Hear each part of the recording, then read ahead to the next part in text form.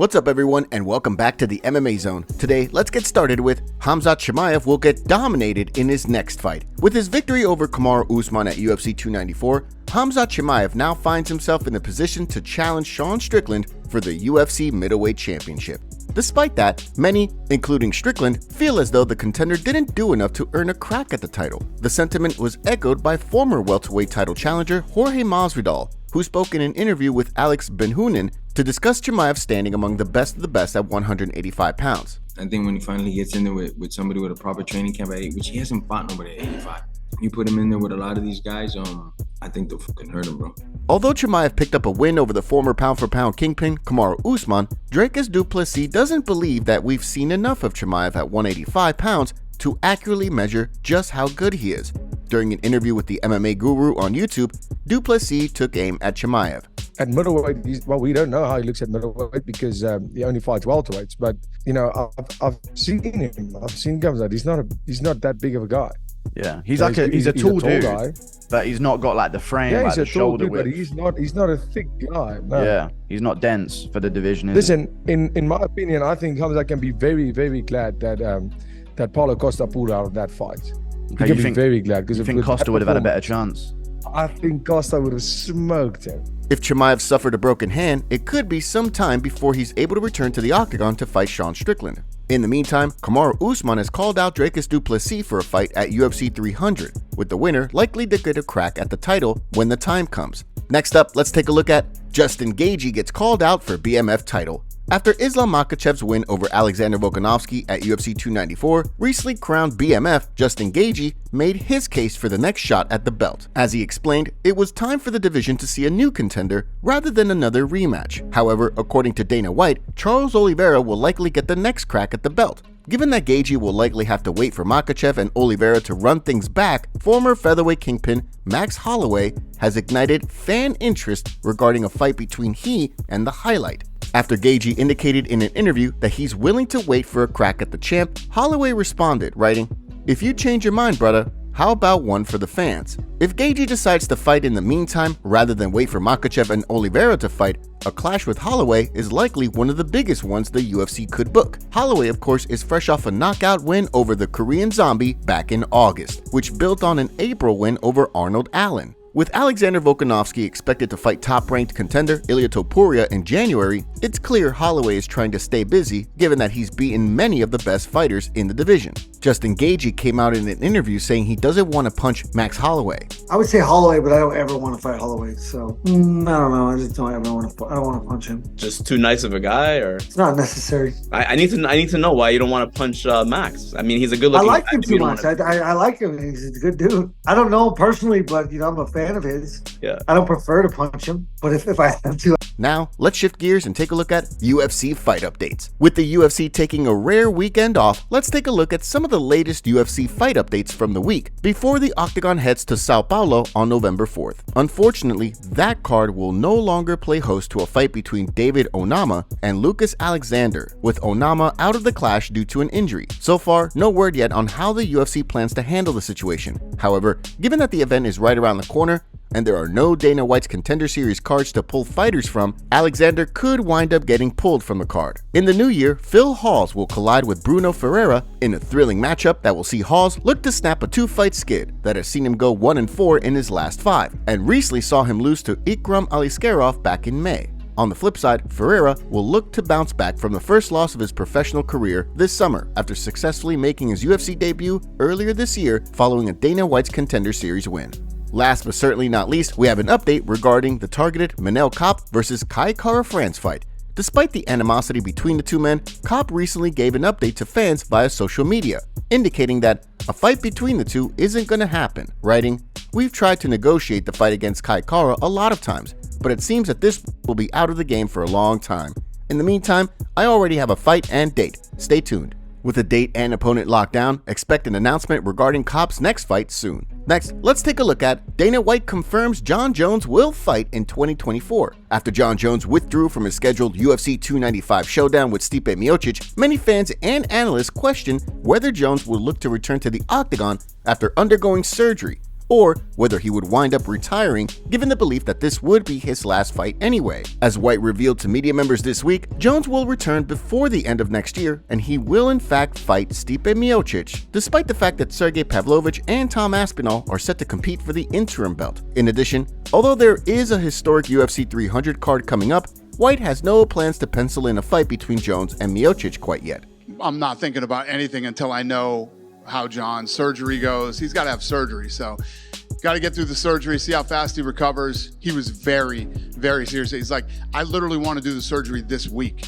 So he wants to go get this thing done and start rehabbing and start working his way back.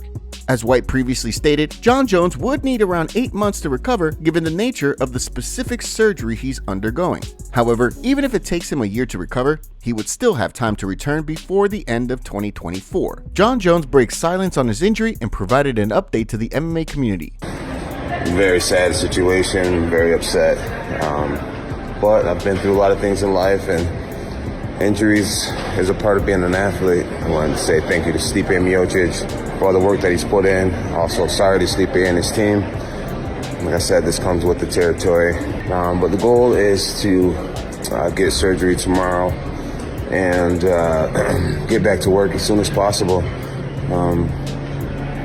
I guess it will be Stipe and I at a later date, and that's my plan. So it'll be surgery and physical therapy for me for the next several months. But I'm committed, and my head is high. Next, let's take a look at Johnny Walker calls out cheater Magomed Ankalaev. Johnny Walker and Magomed Ankalaev were ready to keep fighting after their UFC 294 scrap was called off due to an illegal blow. Fortunately, UFC CEO Dana White was there to intervene and calm things down. Despite that, both Walker and Ankalaev have both continued to trade verbal jabs on social media. Ankalaev lobbed a scathing shot at Walker, writing, "I was ready for a fight with a warrior, but he turns out to be a clown." That didn't sit too well with Walker, who was quick to point out that Ankalaev's illegal blow was the one that forced the end of the fight, writing in a separate post, "Am I a clown, or are you a cheater that likes to take advantage and play dirty? You should be DQ. You saw that you had lost your strong position and I was getting up and you hit yourself and decided to play dirty.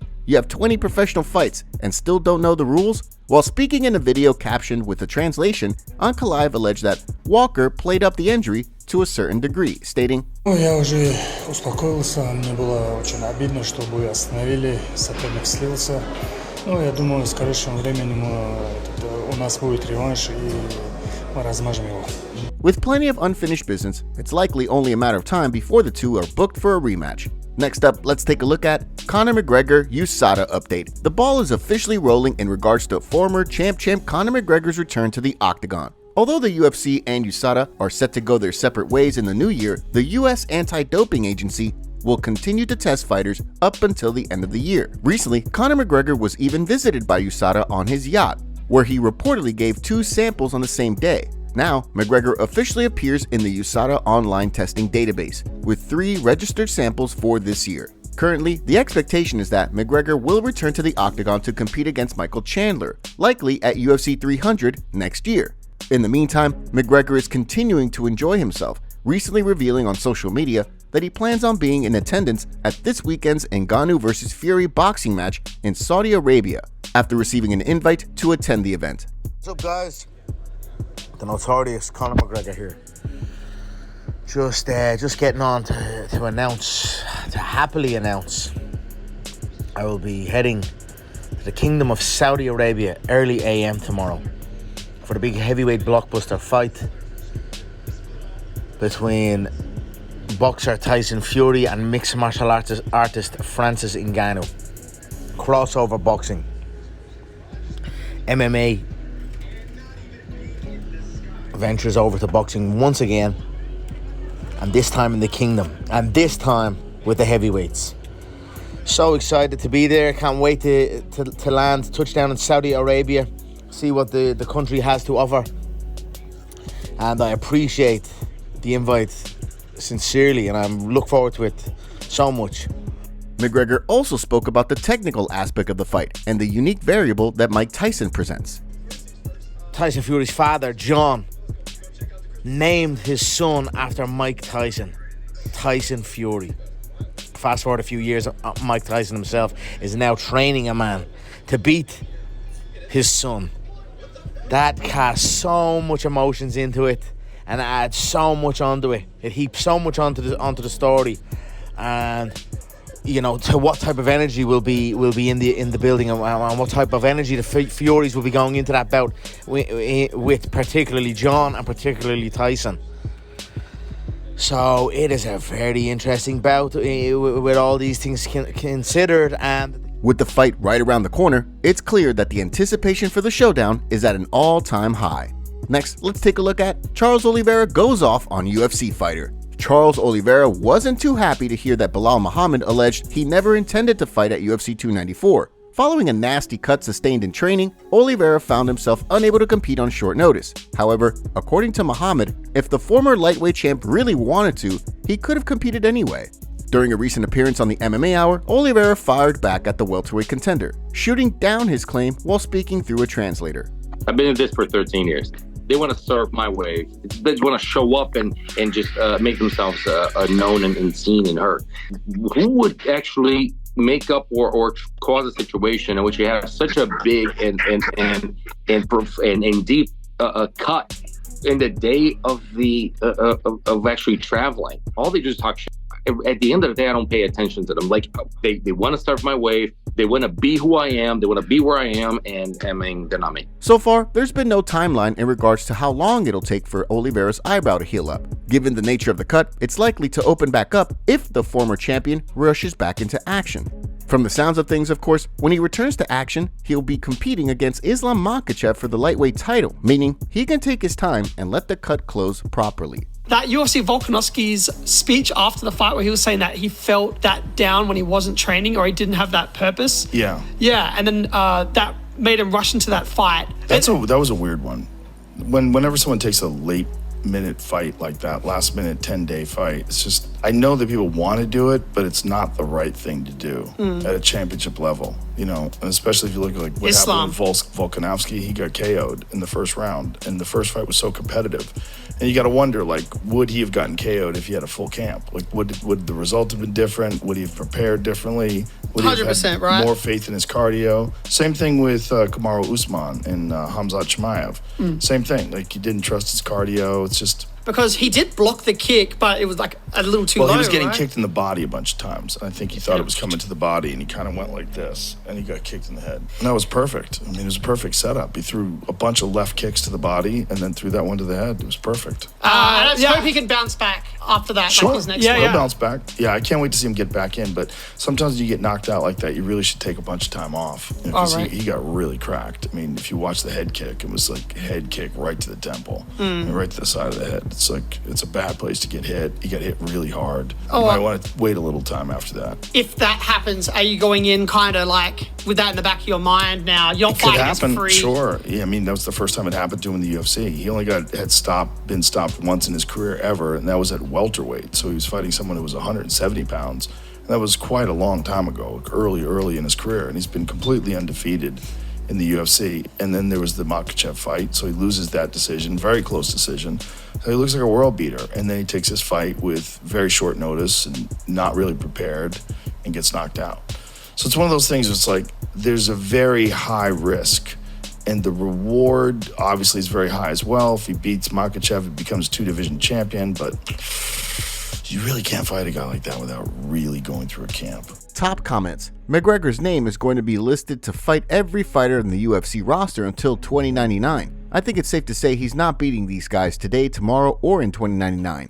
Enough already. Betting Dana put a gag order on all fighters, saying don't even mention Bud Light negatively. Being cut from the UFC isn't a bad thing anymore. They'll get less attention, but have more chances to make more money. Do these people realize Dana is worth like $500 million, right? Yes, he's trying to make more money for the company. Also, Bud Light was a sponsor of the UFC before. Brock wasn't happy with it and drank a Coors Light. Rodriguez getting cut after 2 L's? Wow, that failed piss test was the straw that broke the camel's back. Make sure to leave a comment and you might get featured in our next video. Thanks for watching. If you enjoyed, make sure to subscribe and turn on notifications to never miss any MMA news. Check out our video from yesterday if you missed it. See you tomorrow.